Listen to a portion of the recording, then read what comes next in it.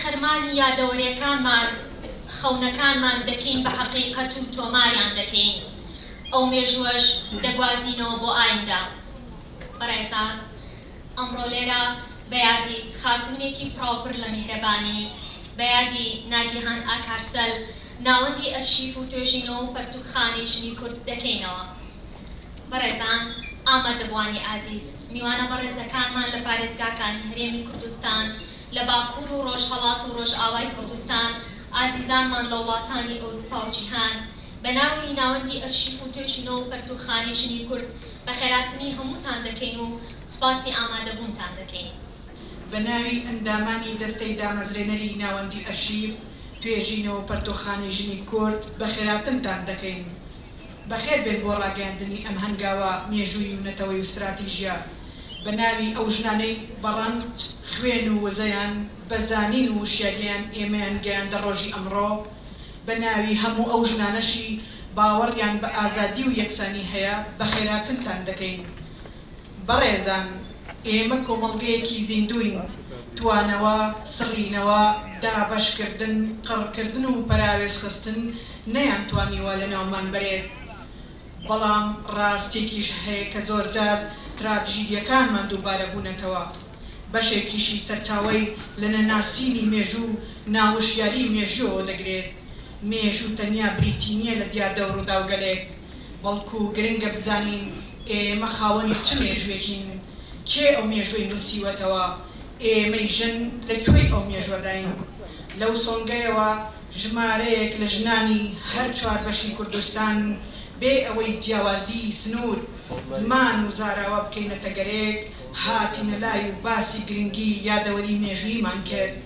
داواکارین لە هەموو ژنان، مرۆڤدۆستان، نووسەران، ڕۆشنبیران و ئەکادمیستان، هەموو کەسێک دەکەین کە خاوەنداری لەم هەنگاوە مێژوویە بکەن.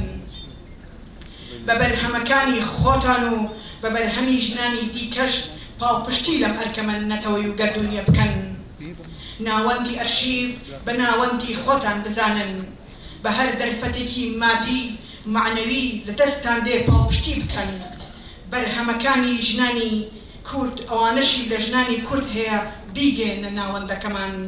هەروەها ئێمە ئاستی نێونەتەویش بۆ گەیاندنی دەنگ و ڕەنگی ناوەندی ئەرشیف کار دەکەین. ئامادەبوونی ئەمڕۆی میوانان و دۆستانمان لە دەرەوەی وڵات گەواهیدەری ئەو ڕاستیان. ئێمە ئێستا لە نێو تۆڕی نێونەتەوی و کتێبخانەی جیهانداین. ژنانی کوردستان و ڕۆژهەڵاتی ناوەڕاست چۆن باز لە دۆخیان و تێکۆشانەکەیان بکەن، چۆن ڕایەڵی خۆیان بە مێژووە ببەستنەوە. ژنانی ئەم جوگرافیایە سەرچاوەکانی معریفەی خۆیان چۆن بنیاد بنێن، ئایندەیان بە چی یادەوەریەک دەهۆننەوە.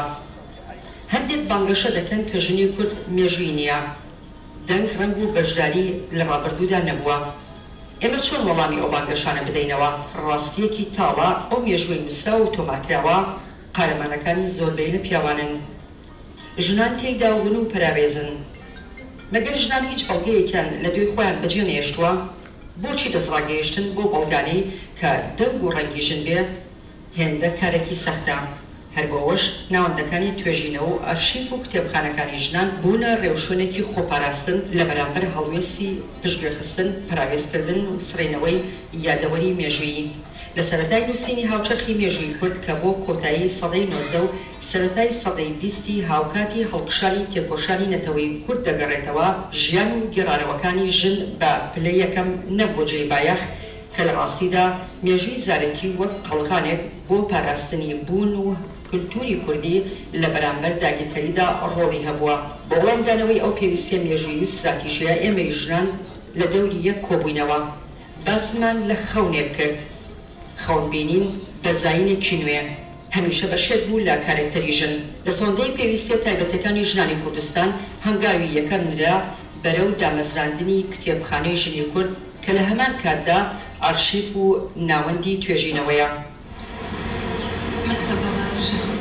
ئەمجی ناوەندە مێ ناوەندە لێکۆڵین و ئارشیف و کتێبخانەی ژنی کوردە.